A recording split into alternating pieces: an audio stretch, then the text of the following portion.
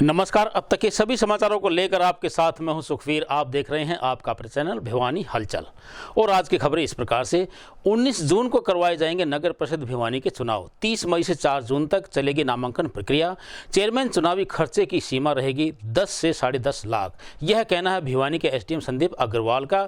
वहीं उन्होंने बताया कि पार्षद चुनाव में महिलाओं के लिए 1/3 रिजर्वेशन निर्धारित की गई है। इसी के साथ उन्होंने बताया कि एससी कैंडिडेट्स की योग्यता 8वीं पास रखी गई है। हरियाणा में नगर निकाय चुनाव को लेकर 46 नगर निकाय पालिका व नगर परिषद के चुनाव का ऐलान हो चुका है। इसके बाद अब चुनाव लड़ने के इच्छुक उम्मीदवारों ने भी कमर कसकर लोगों के बीच जाना शुरू कर दिया है। ये चुनाव 19 जून को सुबह 7 बजे से सायं 6 बजे तक होंगे तथा परिणाम 22 जून को घोषित किए जाएंगे। इन 46 नगर निकाय चुनाव में भिवानी नगर परिषद के चुनाव होने हैं। वहीं नगर निकाय चुनाव के बारे में जानकारी देते हुए भिवानी के एसडीएम व रिटर्निंग अधिकारी संदीप अग्रवाल ने बताया कि चुनाव के लिए गैजेट हॉलिडे को छोड़कर 30 मई से नॉमिनेशन प्रक्रिया शुरू हो जाएगी तथा 4 जून तक यह प्रक्रिया जारी रहेगी। कोई भी योग्य प्रार्थी सुबह 11 बजे से 3 बजे तक अपना नामांकन रिटर्निंग अधिकारी कार्यालय में जमा करवा सकता है। इसके बाद 6 जून को नॉमिनेशन पेपरों की चेकिंग होगी तथा 7 जून को नॉमिनेशन 3:30 बजे तक वापस लिए जा सकते हैं। 3 बजे के बाद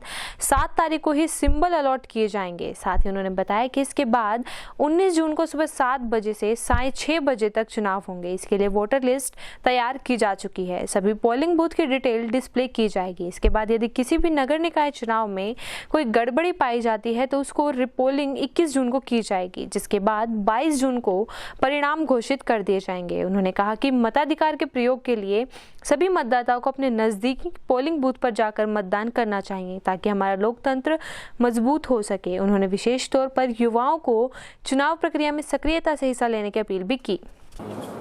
स्टेट इलेक्शन कमीशन हरियाणा द्वारा भिवानी म्यूनिसिपल काउंसिल के इलेक्शन का शेड्यूल घोषित कर दिया गया है।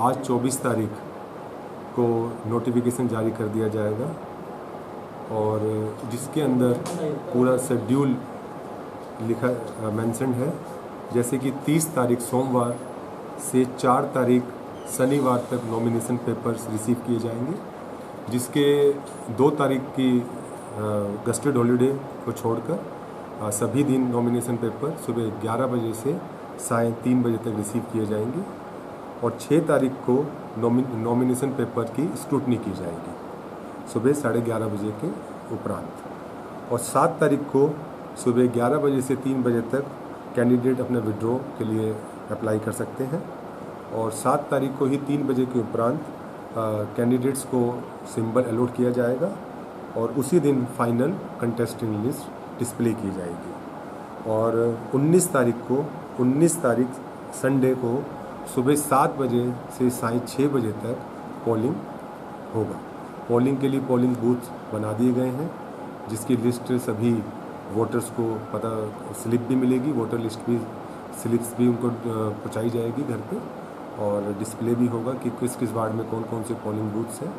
जहां मैं आपको ये कहना ज़रूर चाहूँगा, सभी डेमोक्रेसी में अपने वोटिंग का अधिकार ज़रूर उपयोग करें और मैक्सिमम वोटिंग करें और सभी वर्ग, क्या वो पुरुष है, महिला है या जो नौजवान लड़के हैं, वो सभी इसका योगदान ज़रूर करें और डेमोक्रेसी में इसका पर्व, लोकतंत्र में इसका पर्व की तरह इसको सेलिब्रेट करें और वोटिंग मैक्सिमम की जाए। और जो इस बार न्यू वोटर्स हैं, जो इस 18 साल जिन्होंने पूरे करे होंगे, वो न्यू वोटर्स भी बहुत उत्साहित होते हैं वोटिंग के लिए, वो भी ज़रूर आए। ये ना समझें कि 19 तारीख जो है, 18 साल उम्र पूरी हुई है, 19 तारीख को संडे को जो वोटिंग है उस दिन छुट्टी ज़रूर है, लेकिन इस छुट्टी को प्रॉपर यूटिलाइज करें और वोटिंग दें। और 21 तारीख को यदि रीपोल हुए तो उसके लिए डेट आरक्षित की गई है और 22 तारीख को काउंटिंग और रिजल्ट का डिक्लेरेशन है। ये पूरा शेड्यूल है, जिसमें आपको ये बताना चाहूँगा कि ये इलेक्शन प्रेसिडेंट और मेंबर दोनों के लिए ही इलेक्शन है, जिसमें प्रेसिडेंट की सीट के लिए रिजर्व्ड है वुमेंस कैटेगरी से और अलग अलग मेंबर्स की कैटेगरीज के लिए भिवानी में सीट्स रिजर्व की गई हैं। जैसे कि एससी कैटेगरी के लिए वार्ड नंबर 14, वार्ड नंबर 19 और वार्ड नंबर 23 आरक्षित किए गए हैं। एससी वुमेन कैटेगरी के लिए वार्ड नंबर 3 और वार्ड नंबर 13 आरक्षित किए गए हैं। और वुमेन कैटेगरी के लिए ward number 6, ward number 8, ward number 9, ward number 10, ward number 12, ward number 15 और वार्ड नंबर 18, वार्ड नंबर 21 और वार्ड नंबर 24 ये आरक्षित किए गए हैं। इस हिसाब से जो टोटल हमारे वोटर्स हैं 1,46,260 वोटर्स हैं, जिसमें कि मेल हमारे 76,628 और फीमेल्स हैं 59,632, जो कि इस आने वाले इलेक्शन में, म्यूनिसिपल काउंसिल के इलेक्शन में अपने वोट्स को कास्ट करेंगे। और मैं सभी से ये कहना चाहूँगा कि मैक्सिमम वोट कास्ट करें और अपना शहर के लिए अपने मेंबर्स और प्रेसिडेंट को चुनने में सहयोग करें। और एक चीज़ मैं और बताना चाहूँगा कि इसके लिए जो भी मेंबर्स हैं उनके लिए अलग अलग एजुकेशन क्वालिफिकेशन निर्धारित की गई है। प्रेसिडेंट के लिए अनरिजर्व्ड कैटेगरी के लिए 10th पास होना चाहिए और वुमेन या SC कैटेगरी के लिए 8th पास होना है और SC वुमेन के लिए भी 8th पास होना है। और मेंबर्स के लिए अनरिजर्व्ड कैटेगरी के लिए 10th पास है और वुमेन या SC के लिए 8th स्टैंडर्ड होना चाहिए और SC वुमेन के लिए 5th स्टैंडर्ड तक, ये इसकी एजुकेशन क्वालिफिकेशन है। और सरकार इलेक्शन कमीशन द्वारा एक्सपेंडिचर लिमिट भी डिसाइड करी गई है। प्रेसिडेंट के इलेक्शन के लिए 16 लाख रुपए वो इसकी लिमिट है कि वो एक्सपेंडिचर कर सकता है और मेंबर 3.5 लाख रुपए इसमें कर सकता है। तो आप सभी से मेरा एक बार फिर अपील है, मैक्सिमम वोट कास्ट कीजिए और अपने शहर के लिए मेंबर पार्षद और प्रेसिडेंट जो है उनको चुनें। पूर्व प्रधान सेक्टर 23 बड़ा अच्छा किया है सरकार ने। अच्छा क्या सरकार का लठ आया हुआ था इतनी दिन उनने बगैर उसके चुनाव के ये धक्का ला रखा था, क्योंकि बीजेपी ने निरी चोरी कर रखी थी इसमें म्यूनिसिपैलिटी में, और ये अपनी चोरी को छुपाने के लिए लंबा इलेक्शन खींच रहे थे। हम इस चीज़ का स्वागत करते हैं भी इलेक्शन आ गया है और इलेक्शन जो है ना जातिवाद से ऊपर उठ करके भिवानी के बारे में सोच करके जो पढ़ी लिखी महिला हो उसको वोट करना चाहिए। अगली बात उसी को वोट करना चाहिए जो अपने पाँव पर हो। ये नहीं भाई बड़े पाछा अपने हस्बैंड ने बैठा दे खुशी मिले भाई तू करी जा काम। उस महिला को वोट घेरे जो अपने दम पर हो और साथ ही ये कहे पुराने चोरों को बैठा के भीतर गिरवाने में सहयोग करूँगी, क्योंकि बहनी तो पूरा लूट लिया। अब इतने बड़े बड़े गपले भिवानी शहर के अंदर इतने के तालाब थे, इतने के बाग थे, सब ये चोर खा गए और तक न लैट्रिन तक भी नहीं छोड़ी। जो म्यूनिसिपैलिटी ने जो लैट्रिन बना रखी थी पहले, उनकी जगह भी दुकान बना के किराए पर देगी। तो हम इस चीज़ के खिलाफ हैं, चुनाव का स्वागत करते हैं और इन चोरों के खिलाफ पूरा अभियान चलाएंगे। उसी महिला को वोट दें जो अपने दम पर हो। क्या कहेंगे कि मैं दिलीप सिंह सांगवान भिवानी से आपके से रूबरू हो रहा हूँ। आपका सवाल है कि भी स्थानीय निकायों के चुनाव देर आए दुरुस्त आए, अंततः सरकार ने स्थानीय निकायों के चुनाव की घोषणा की। अच्छी बात है, काफ़ी डिले के बाद ये सब हो रहा, परंतु हो रहा है, ये एक अच्छा लग रहा। इसमें अभी और भी होना बाकी है कि कौन कौन पार्टी अपने चुनाव चिन्ह पे चुनाव लड़ेंगी, कौन पार्टियां नहीं लड़ेंगी। ये सब बातें स्थिति क्लियर होने के बाद उम्मीदवारों के बारे में जनता सोचेगी, निर्धारित करेगी जनता किसको वोट देने किसको नहीं। परंतु मेरी अपनी व्यक्तिगत राय ये रहेगी कि ये स्थानीय निकाय के चुनाव हैं, इसमें जनता को चाहिए कि किसी पार्टी विशेष के ना बंध के जो भी उम्मीदवार राजनीति से परे और स्थानीय तौर पर विकास के कार्य करने में सक्षम हो और विकास के कार्य करने के लिए आगे आए, उसको वोट देना चाहिए और उसी को जिता के आगे लगाना चाहिए। क्योंकि पीछे का एक्सपीरियंस हमारा बहुत बुरा रहा है, विशेषकर भिवानी में हम जब देख रहे हैं कि पार्टियों के साथ बंधे हुए उम्मीदवारों ने और कैंडिडेट्स ने बहुत बड़े फ्रॉड किए हैं, जो एक स्वागत योग्य कदम नहीं है। तो हमारी जनता से यही अपील रहेगी कि वोट करे, डट के वोट करे और पार्टी का ना देख के अच्छे उम्मीदवार को वोट करें। उसमें चेयरमैन की दावेदार हूँ। हम जनता के जो भी काम होंगे उन पर खरे उतरेंगे। जनता जो भी दावे करेगी विश्वास के साथ हम पे विश्वास करेगी तो हम उनको पूरा करेंगे। हम यही चाहते हैं कि जनता हम पर विश्वास दिखलाए और हम उनके कार्यों को पूरा करें। यही चाहते हैं कि 19 जून को हमें वोट दें।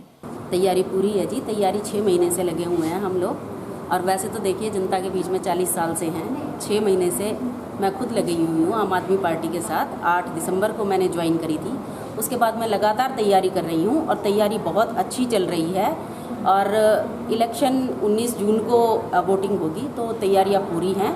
हर वार्ड का दौरा हो चुका है, अच्छी टीम बना चुके हैं, तो तैयारियाँ बहुत अच्छे से पूरी कर ली। जी बिल्कुल, 19 तारीख का चुनाव आयोग ने जो 19 जून की इलेक्शन की डेट दी है, तो मैं बहुत खुश हूँ इस चीज़ को लेके, क्योंकि इस घड़ी का सबको बहुत बेसब्री से इंतज़ार था और सभी प्रत्याशी पिछले काफ़ी समय से अपनी अपनी तैयारियों में लगे हुए थे और मैं भी पिछले 1 साल से चुनाव की पूरी तैयारियों में थी। तो अब जैसे कि 19 जून को इलेक्शन डिक्लेयर हो चुके हैं, तो मैं सबसे पहले तो यही आशा करती हूँ कि सब लोग अपनी अपनी तैयारियाँ बढ़िया रखें। और एक चीज़ और है कि हमारा विजन तो देखिए शहर का विकास था और शहर का विकास ही है, तो मैं आशा करती हूँ कि सौहार्दपूर्ण वातावरण में ये सारा चुनाव जो है भाईचारे के साथ संपन्न हो जाएगा। भिवानी के आंसी गेट पर स्थित विजय इलेक्ट्रॉनिक के शोरूम में सुबह करीब 5 बजे धुआं उठता देख हड़कंप की स्थिति पैदा हो गई। चौकीदार की सूचना पर दुकान मालिक विजय कुमार तुरंत दमकल विभाग को सूचना देकर मौके पर पहुंचा, लेकिन शोरूम संचालक ने बताया कि लाइट फ्लक्चुएशन व शॉर्ट सर्किट के कारण आग लगने की स्थिति बताई गई है। साथ ही उन्होंने 40 से 50 लाख रुपए का नुकसान होने की बात भी कही।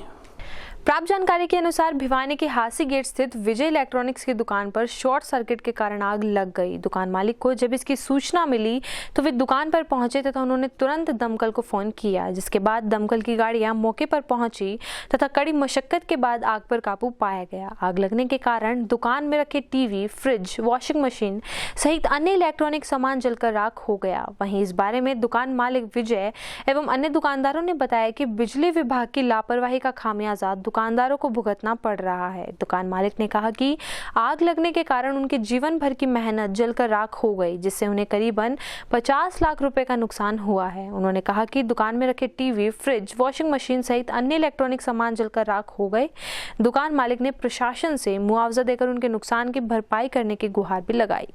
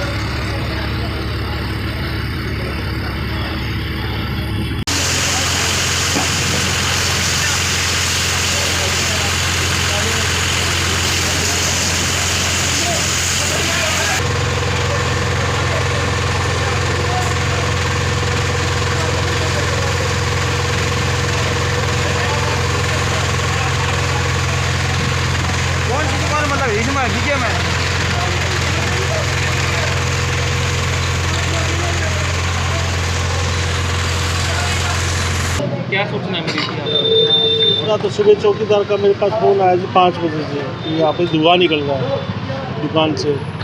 उसी टाइम घर से चलते टाइम फायर ब्रिगेड वालों को फ़ोन कर दिया हमने। फायर ब्रिगेड की गाड़ी भी आ गई थी। उस टाइम आया तो धुआं निकल रहा था, तो उन्होंने फायर ब्रिगेड वालों ने बताया कि आपकी दुकान के अंदर है जी कहीं पे आग। तो शटर वगैरह हमने तोड़े और वो गिलास वगैरह तोड़ के उन्होंने आग पे काबू पाने की कोशिश की, लेकिन एक गाड़ी से काबू नहीं हो पाया। तो फिर दूसरी बुलाई, फिर तीसरी बुलाई। लगभग 1 घंटे की मशक्क़त के बाद फिर थोड़ी काबू में आई थी। कितना नुकसान हुआ? नुकसान लगभग 40 से 50 लाख के बीच में अंदेशा है इस समय तक। तो बाकी तो ज़्यादा तो देखने के बाद ही पता चलता, अंदाज़ा है अभी का नुकसान हुआ है। कितना सामान, क्या क्या चीज़ें हैं जो आग की भेंट से? मेन तो अपने जैसे AC थे जी, फ्रिज थे, वॉशिंग मशीन थी जी, और माइक्रोवेव ओवन थे, कूलर थे जी, स्टेपलाइजर और जूसर, मिक्सर ग्राइंडर, RO, इस टाइप का सारा मटेरियल था जो डिस्प्ले पे था जी। तो गर्मी का सीज़न था, बफर स्टॉक होगा कहीं? ज़्यादा? वो तो रहता ही, जिस टाइम तो हमारा सीज़न था, ये यही सीज़न है। इसमें क्या कारण लगे हैं आपके? आपका कारण तो लाइट शॉर्ट सर्किट या फेस टू फेस होने का ही लग रहा है जी अंदाज़ा, कि शॉर्ट सर्किट हुआ है या फेस टू फेस लाइट आई है। क्योंकि कल दिन भर भी यहाँ पे लाइटों में पटाखे बजते रहे जी, लाइट कभी कम कभी ज़्यादा ही आती रहती जी। अंदेशा यही है कि कोई रात को फेस टू फेस हुआ है या शॉर्ट सर्किट उसकी वजह से ही हुआ है। ज़मीन से स्टार्ट करके इतनी मेहनत मजदूरी करके इतने साल में यहाँ तक पहुँचे थे, आज जो यह घटना घटी है आप भी देख सकते हैं। आपको भी देखने के बाद आपको भी झटका लगेगा, आम आदमी को झटका लगेगा, है ना। इन्हें तो सब बैंक से, यार दोस्त से, रिश्तेदारों से इकट्ठा करके लगाया है, अब वो सारा खाक हो गया। अब ये तो आत्महत्या के बराबर है। हम चाहते हैं, मेरे साथी को सारी मार्केट चाहता है, मैं क्या चाहता हूँ, पूरा शहर चाहता है कि इसको ज़्यादा से ज़्यादा मुआवजा मिलना चाहिए। सर, आपका सरकार के प्रतिनिधि के तौर पर भी इस चीज़ को क्या करें? देखिए, जो आज ये विजय भाई के साथ जो हादसा हुआ है, इसमें लगता है ये ज़्यादातर जो कमियां हैं वो बिजली विभाग की हैं। आग लगने के बाद भी यहाँ बिजली सप्लाई चालू थी और अभी लगभग आधा घंटे तक यहाँ स्पार्किंग हो रही थी, जिसकी वजह से ये आग लगी। तो बिजली विभाग को भी ये मुआवजा देना चाहिए। देखो, हम ज़मीन से जुड़े हुए आदमी हैं, हम ज़मीन से विजय भाई ने यहाँ तक का मुकाम हासिल किया था और आज 1 मिनट में जो राख हो गया। 3 स्तर की सर्वे रिपोर्ट के बाद सही पाए जाने के बाद ही किया जाएगा किसी भी नेता को पार्टी में शामिल। यह कहना है आम आदमी पार्टी के प्रदेश प्रवक्ता ललित अग्रवाल का। वहीं उन्होंने बताया कि आगामी 19 जून को होने वाले नगर परिषद चेयरमैन चुनाव में पार्टी ने इंदु शर्मा को अपना उम्मीदवार घोषित कर दिया है। आम आदमी पार्टी के प्रदेश प्रवक्ता ललित अग्रवाल ने भिवानी में आयोजित पत्रकार वार्ता को संबोधित करते हुए कहा कि बगैर नोट व शराब बांटे आम आदमी पार्टी सभ्य तरीके से भिवानी नगर परिषद का चुनाव लड़ेगी। इसके लिए इंदु शर्मा को पार्टी ने उम्मीदवार घोषित किया है। उन्होंने कहा कि भाजपा के पूर्व के कांग्रेस कार्यकाल में भिवानी नगर परिषद के पास ज्यादा बजट नहीं आया। वहीं जब पिछले भाजपा कार्यकाल में बजट आया, परंतु 500 करोड़ के लगभग नगर परिषद में घोटाला हुआ। उन्होंने कहा कि नगर परिषद में हुए 500 करोड़ रुपए के घोटाले के रुपयों की रिकवरी पकड़े गए लोगों से हो। इसके साथ ही जो रुपया भ्रष्टाचार की भेंट चढ़ा है, वह रुपया भी भिवानी नगर परिषद को स्पेशल पैकेज के तहत दें, ताकि भिवानी शहर की गलियों, सड़कों, साफ सफाई, पानी, सीवरेज, बिजली, स्ट्रीट लाइट पर खर्च किया जा सके। वहीं पूर्व मुख्यमंत्री भूपेंद्र हुड्डा द्वारा 9 पूर्व विधायकों को कांग्रेस में शामिल किए जाने के बारे में पूछे गए सवाल के जवाब में पार्टी प्रदेश प्रवक्ता ललित अग्रवाल ने कहा कि लगभग 40 से 50 पूर्व विधायक आम आदमी पार्टी में शामिल होना चाहते हैं। इसके लिए लोकल संगठन, दिल्ली की टीम व प्रभारी की टीम इन पूर्व विधायकों के हलके में सर्वे करवाकर इनके बारे में पता कर रही है। इसके बाद ही उन्हें पार्टी में शामिल किया जाएगा। साथ ही भिवानी नगर परिषद के 31 वार्डों के उम्मीदवार घोषित किए जाने के प्रश्न पर उन्होंने कहा कि उनकी पार्टी ने हर वार्ड से संभावित उम्मीदवारों को फॉर्म भरने के लिए कहा कि तथा अगले 2-3 दिन में फॉर्म भरने के बाद छटनी करके नगर पार्षदों की टिकटों को भी फाइनल कर दिया जाएगा। का चुनाव का मुद्दा आते ही सबसे पहले भिवानी में हुए लगभग 200 करोड़ से 500 करोड़ की फिगरें आती हैं कि 500 करोड़ का घोटाला हुआ है।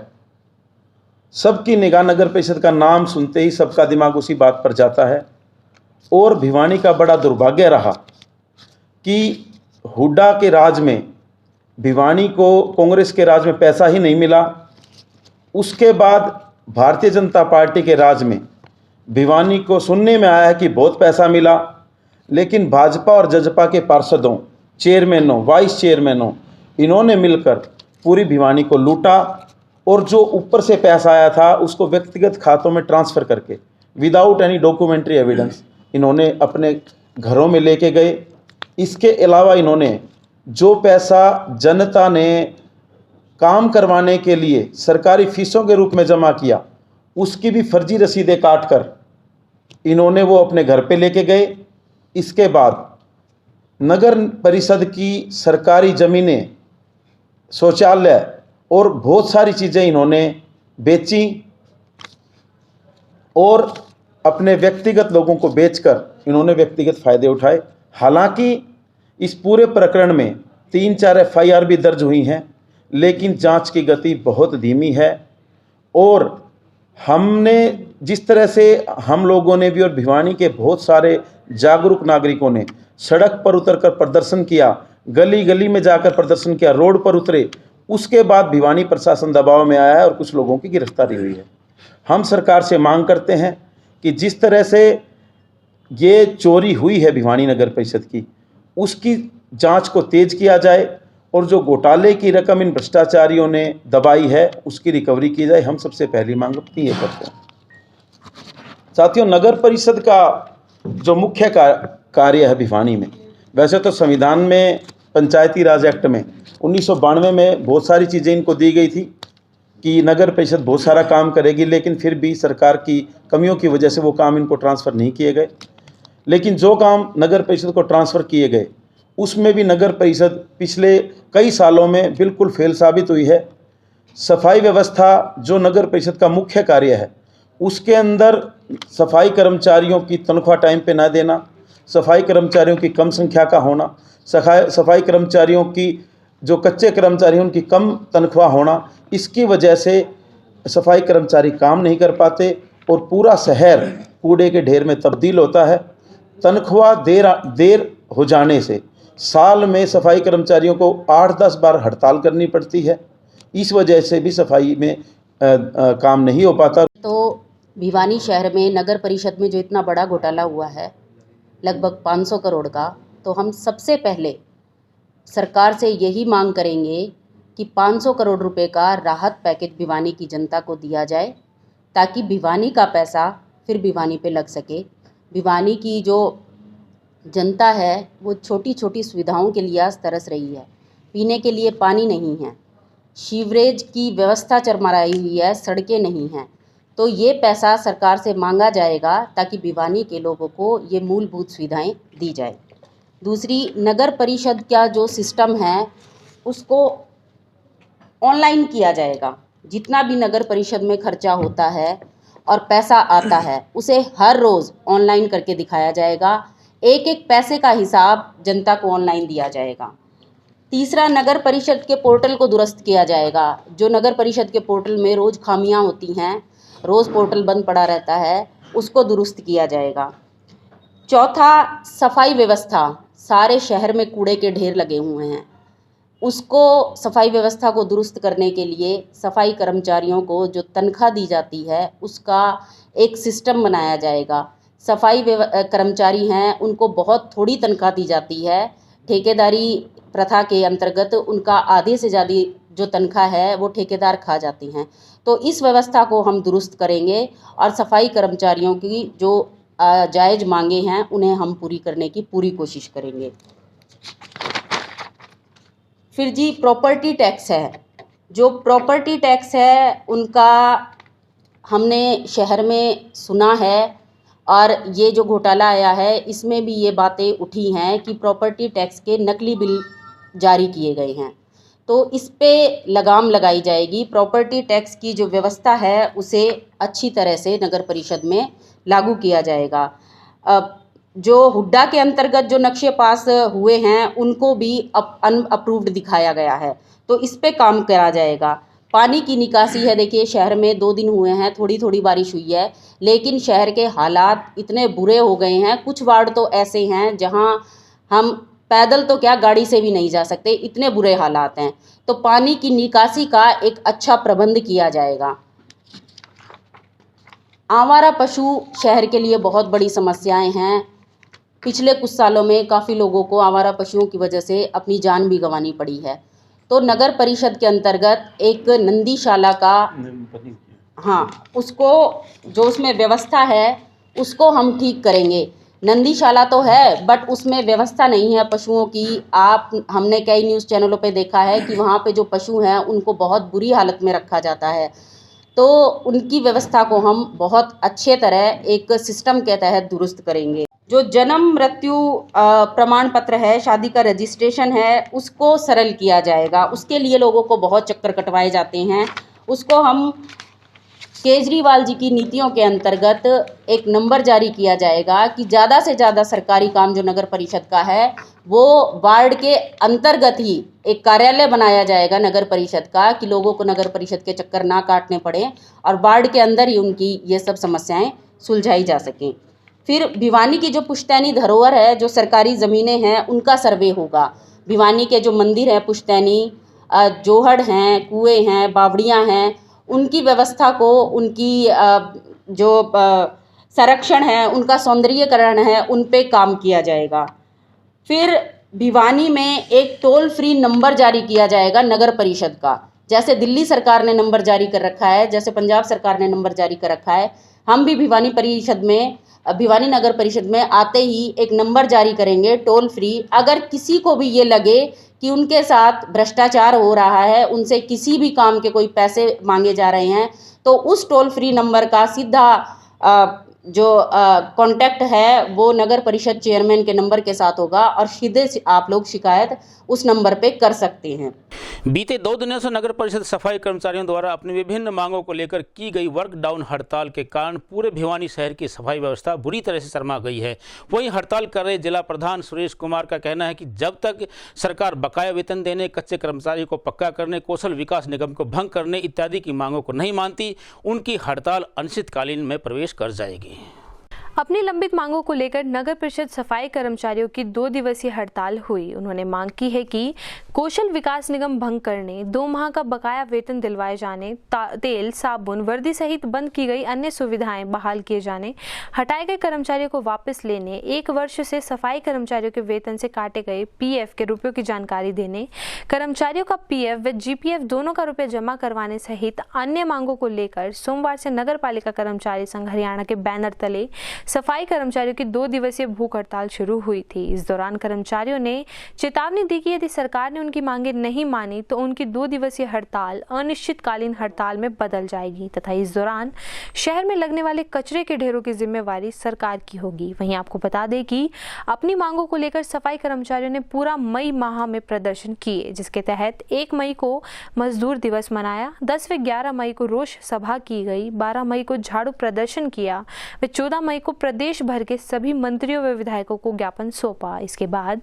सफाई कर्मचारी 17 व 18 मई को भूख हड़ताल की, जिसके बाद 23 व 24 मई को टूल डाउन प्रदर्शन किया जा रहा है। कर्मचारी नेताओं ने चेतावनी दी कि यदि फिर भी मांगे नहीं मानी गई तो यह हड़ताल आज 2 दिन की हड़ताल थी और आगे रोहतक मीटिंग हमारी आज की, आगे आंदोलन भी और आगे बढ़ सकता है। ठीक, ये मांग तो दे हमारी कई है जी, कौशल योजना है जो कर ये भंग करी जाए, कच्चा न पक्का कराया जाए और इनका समय समय पर वेतन दिया जाए।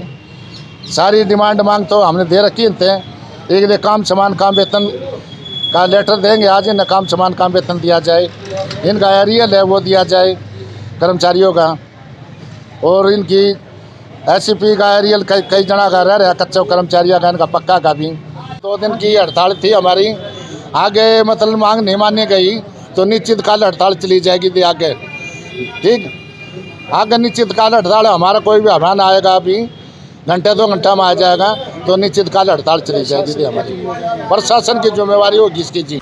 रक्तदान से नहीं है कोई भी बड़ा दान। चौधरी बंसीलाल सामान्य अस्पताल के ब्लड बैंक में बढ़ चढ़कर करे रक्तदान की महायज्ञ में आहुति, यह कहना है रक्तवीर राजेश डुडेजा का। वहीं उन्होंने बताया कि उनके द्वारा चलाए गए जागरूकता अभियान की बदौलत मंगलवार को 17 रक्तदाताओं ने स्वयं पहुंचकर निस्वार्थ भाव से रक्तदान किया।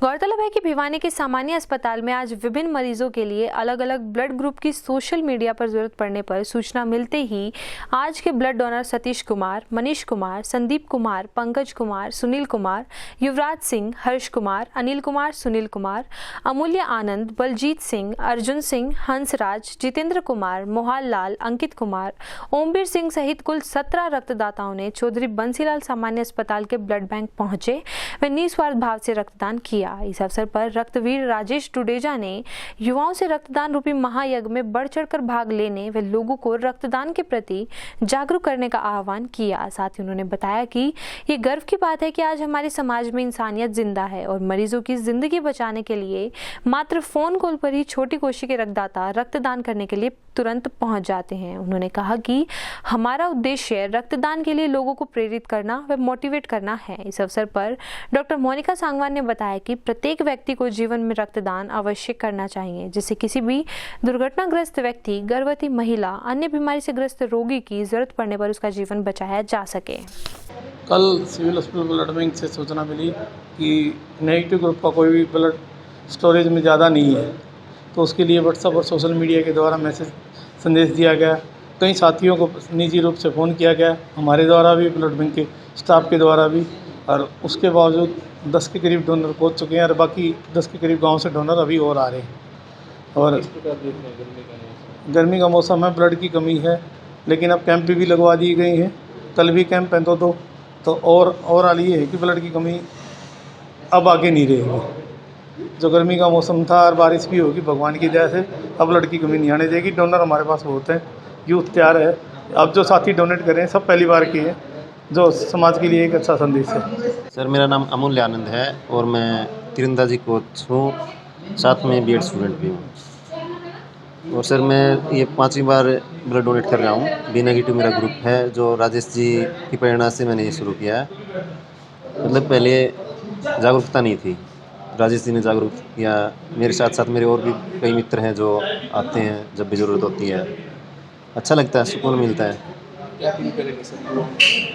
युवाओं से यही अपील है सर कि जितना ज़्यादा हो सके ब्लड डोनेट कीजिए, इससे कोई फ़र्क नहीं पड़ता। जो आपने डोनेट किया वो नेक्स्ट डे रिकवरी हो जाती है, ना ही कोई कमज़ोरी आती है। बस ये कि हाँ, आपका ब्लड प्योरीफाई भी हो जाता है, नया ब्लड बन जाता है, तो सेहत के लिए अच्छा रहता है सर। मेरा नाम युवराज है, मैं भिवानी से हूँ और मुझे सोशल मीडिया की तरफ से पता चला कि हमारे भिवानी के ब्लड बैंक में खून की कमी है, तो मैं अपने दोस्तों के साथ यहाँ पे खून देने आया हूँ और मैंने पहली बार खून दिया है। तो आपसे मैं यही कहना चाहता हूँ कि आप भी खून दें। और हमारे मंगलवार को अपनी 11 सूत्रीय मांगों को लेकर संयुक्त किसान मोर्चा द्वारा सरकार के खिलाफ 1 दिवसीय धरना प्रदर्शन किया गया। धरने की अध्यक्षता मास्टर शेर सिंह, दलीप सिंह सांगवान, जोगेंद्र तालू व कमल प्रधान इत्यादि द्वारा संयुक्त रूप से की गई। वहीं इन सभी संगठन पदाधिकारियों द्वारा केंद्र सरकार पर समझौता लागू नहीं करने के आरोप लगाए और उसे शीघ्र लागू करने की मांग की। मंगलवार को संयुक्त किसान मोर्चा ने जिला उपायुक्त कार्यालय पर धरना दिया तथा उपायुक्त के माध्यम से 11 सूत्रीय मांग पत्र मुख्यमंत्री को भेजा। वहीं धरने को संबोधित करते हुए किसान नेताओं ने आरोप लगाया कि केंद्र सरकार ने जो समझौता संयुक्त किसान मोर्चा के साथ किया था उसे सरकार ने लागू नहीं किया। इससे किसानों में भारी रोष है। उन्होंने राज्य के मुख्यमंत्री को ज्ञापन भेजकर मांग की है कि वे केंद्र सरकार को अनुमोदन करें कि किसानों पर बने सभी मुकदमे वापस करें, बिजली बिल 2020 रद्द किया जाए, लखीमपुर खीरी में किसानों के हत्यारों को सजा मिले, लाभकारी न्यूनतम समर्थन मूल्य कमेटी बनाकर मोर्चा के प्रतिनिधि शामिल किए जाएं, बर्बाद फसलों वर्ष 2020 व 2021 का मुआवजा व बीमा क्लेम दिलाया जाए, बर्खास्त आंगनवाड़ी कर्मियों को बहाल किया जाए, किसानों को गेहूं पर 500 रुपए प्रति क्विंटल बोनस दिया जाए तथा भिवानी नगर परिषद घोटाले की उच्च स्तरीय जांच हो व गबन की गई राशि बरामद की जाए तथा दोषियों को गिरफ्तार किया जाए। किसानों ने मांगे नहीं मानने पर आगे लंबा संघर्ष करने की सरकार को चेतावनी भी दी। धरने को संबोधित करने वालों में महिला नेत्री संतोष देशवाल, मोनू तालू, प्रवीण बुरा, संदीप मल्हान सहित अनेक लोग शामिल थे। से केंद्र सरकार और किसानों के बीच एक समझौता हुआ था जिसमें एमएसपी का कानून बनाना और जो केस दर्ज है सेंटर के और स्टेटों के केस हो वापस लेना और मुआवजा देना और भी एमएसपी C2 लागू करना और भी कई मुद्दे थे जिनमें बात हुई थी। लखीमपुर खीरी में जो अपराधी है केंद्रीय मंत्री उसकी गिरफ्तारी, ये सारी बात सरकार मुकर गई है। आज संयुक्त मोर्चा के काल पे आज ये धरना दिया गया है और जब तक हमारा संघर्ष जारी रहेगा तब तक सरकार एमएसपी कानून नहीं बनाती और किसानों के केस दर्ज वापस नहीं लेती और लखीमपुर खीरी के जो केंद्रीय मंत्री है उसको गिरफ्तार नहीं करती तब तक हमारा धरना जारी रहेगा। आज संयुक्त मोर्चा पूरे देश के अंदर ये ऐसे धरने दे रहा है। ये धरना कितना टाइम चलेगा? ये 10 बजे सर 1 बजे तक का धरना है, उसके बाद में ज्ञापन दिया जाएगा और ज्ञापन देने के बाद में आगे जो संयुक्त मोर्चा की काल आएगी वो बताया गया। किसान मोर्चा ने जो अपनी मांगें थी 13 महीने तक जो किसान आंदोलन चला था उसका को सरकार ने उन मांगों को अब तक लागू नहीं किया है। कितने समय से जैसे किसान जो शहीद हुए थे उनका मुआवजा देना था, अब तक नहीं दिया गया। जो किसानों पर रेल रोको आंदोलन के मुकदमे बने थे वो भी अब तक वापस नहीं लिए गए। और लखीमपुर खीरी के अंदर जैसे अजय मिश्रा उर्फ टैनी जिसने जैसे हमारे किसानों की हत्या करी थी उसको ही अब तक बर्खास्त नहीं किया है। तो ये जैसे हमारी जो मुख्य मांगे हैं उन मांगों को अब तक सरकार ने लागू नहीं किया है। और अब ये संयुक्त किसान मोर्चा ने इसी वजह से आज तो धरना शुरू किया है, लेकिन इसके बाद आगे की कार्रवाई जैसे अब जब तक ये इन हमारी जो मांगे थी उनको पूरा नहीं करेंगे, एमएसपी की भी जैसे मांग साथ ही साथ है, तो ये जब तक नहीं लागू की जाएंगी तब तक ये धरना और आगे की कार्रवाई, आगे का आंदोलन जारी रहेगा। मंगलवार को स्थानीय राजपूत धर्मशाला में स्वतंत्रता सेनानी उत्तराधिकारी कल्याण संगठन के द्वारा महान क्रांतिकारी सरदार करतार सिंह सराभा की 127वीं जयंती पर एक कार्यक्रम का आयोजन किया गया। इस अवसर पर संगठन के राष्ट्रीय अध्यक्ष महेंद्र पाल यादव ने करतार सिंह सराभा के द्वारा युवा अवस्था में गदर पार्टी से जुड़ने की जानकारी प्रदान की और उन्हें श्रद्धासुमन अर्पित किए। शहीद करतार सिंह सराभा जी को 127वीं जयंती पर श्रद्धा के सुमन अर्पित करके हर वर्ष की भांति आज भी रोहतक गेट राजपूत धर्मशाला के अंदर स्वतंत्रता सेनानी उत्तराधिकारी कल्याण संगठन के सभी सदस्यों ने शहीद करतार सिंह सराभा जी की जयंती श्रद्धा के सुमन अर्पित करके मनाने का काम किया है। शहीद करतार सिंह सराभा जी का जन्म 24 मई 1896 को लुधियाना के पंजाब के लुधियाना के गांव सराभा में हुआ था।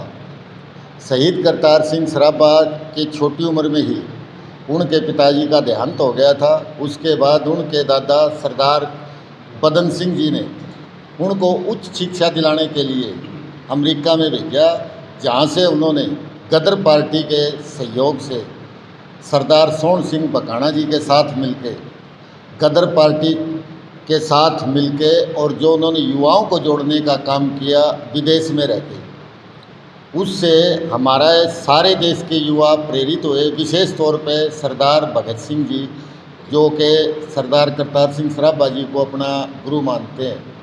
हमारा उद्देश्य एक ही है, सरदार करतार सिंह सराभा जी की जयंती मनाने का, कि आने वाली पीढ़ी को इस बात की जानकारी मिले कि सरदार करतार सिंह सराभा जी युवाओं के लिए एक प्रेरणा सूत्र हैं। इसके लिए हम हर बार युवाओं से ये बार बार कहते हैं कि सरदार करतार सिंह सराभा जी के दिखाए मार्ग पे चले। श्री श्याम गुणगान मंडल द्वारा भिवानी से खाटू श्याम तक असहाय लोगों व बुजुर्गों को करवाई गई निःशुल्क बस यात्रा श्री श्याम बाबा के दर्शन करवाकर मंगलवार को भिवानी पहुंची। इस बारे में जोड़ीधाम मंदिर महंत चरणदास महाराज के सानिध्य में प्रवीण बासिया ने बताया कि वे जून महीने में भी फिर से इसी प्रकार की यात्राएं करवाएंगे। तो बड़ी खुशी होगी कि बाबा की कृपा छोटे काशी पे हो गई है। हर महीने श्री श्याम गुणगान मंडल के सानिध्य में एक बस जो भिवानी से खाटू धाम के लिए रवानगी पकड़ेगी जब तक बाबा की इच्छा है। 21 तारीख को ये बस श्री हनुमान जोड़ी मंदिर चरणदास जी महाराज के सानिध्य में रवानगी हुई थी। 15 मई को ऐलान हुआ था श्री कन्हैया जी मित्तल के मुख्यबिंद से कि 21 तारीख को बस जाएगी भिवानी से खाटू गुणगान मंडल के सानिध्य में। हर महीने ये बस जाए भिवानी से खाटू धाम के लिए, ये हमारा सौभाग्य है और बाबा की कृपा चाहते कि कृपा बनी रहे।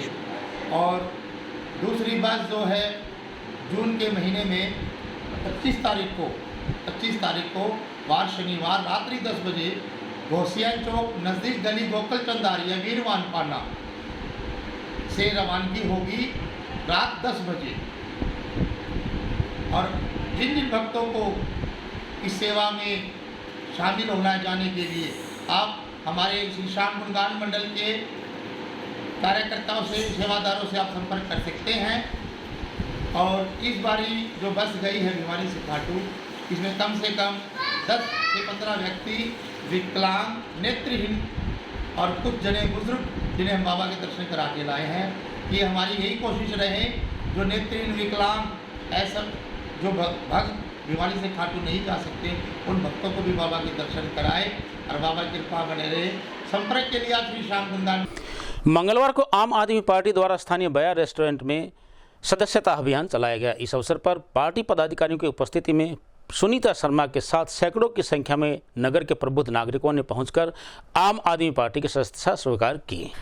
मंगलवार को भिवानी स्थित स्थानीय बया रेस्टोरेंट में आम आदमी पार्टी सदस्यता कार्यक्रम का आयोजन किया गया। कार्यक्रम में सुनीता शर्मा सहित अनेक लोगों द्वारा आम आदमी पार्टी की सदस्यता ग्रहण की गई। वहीं जब इस बारे में सुनीता शर्मा से बातचीत की गई तो उन्होंने बताया कि वे पिछले 10 से 11 सालों से आम आदमी पार्टी को फॉलो करती हैं तथा आम आदमी पार्टी काम करने वाली पार्टी है। साथ ही उन्होंने कहा कि पार्टी द्वारा हर वर्ग के लिए कार्य किए जा रहे हैं तथा मुख्यमंत्री केजरीवाल जी बहुत ही अच्छा कार्य कर रहे हैं। इस अवसर पर उन्होंने कहा कि पार्टी की सदस्यता ग्रहण करने के बाद उनके द्वारा सभी लोगों के लिए समान रूप से कार्य व महिलाओं को आगे लाने का कार्य किया जाएगा। कार्यक्रम चल रहा है, इसके बारे में क्या कहेंगे आप? आम पार्टी की आज हम सदस्यता ग्रहण करने जा रहे हैं। हमने ये भिवानी में प्रोग्राम रखा है और प्रोग्राम जो है डॉक्टर तंवर साहब बहुत अच्छे नेता रहे हैं और बहुत अच्छा कार्य कर रहे हैं और माननीय हमारे मुख्यमंत्री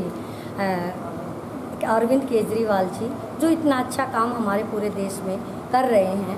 अगर हम बात करें दिल्ली की, बहुत अच्छे काम किए हैं। अगर हम बात करें पंजाब की तो बड़े अच्छे उससे पार्टी की जीत मिली है बहुमत से, बहुत बड़े बहुमत से। इसलिए और मैं पिछले 10 से 11 साल से फॉलो कर रही हूँ इस पार्टी को और आज मुझे मौका मिला है इसकी सदस्यता ग्रहण करने का, जिसका हमने बया के अंदर प्रोग्राम करवाया है।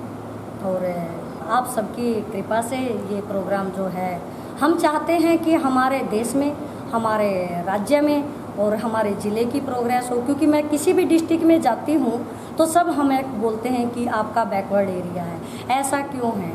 तो जितनी भी पार्टियां हैं, जो भी है, ये पार्टी काम करती है, इसलिए अच्छा लगा और हम तन मन से इस पार्टी के साथ सदस्यता ग्रहण करके कार्य करेंगे और महिलाओं को आगे लेके आएंगे ज़्यादा से ज़्यादा। आज के खबरों में बस इतना ही। अब मुझे दीजिए इजाज़त। देखते रहिए आपका अपना चैनल भिवानी हलचल।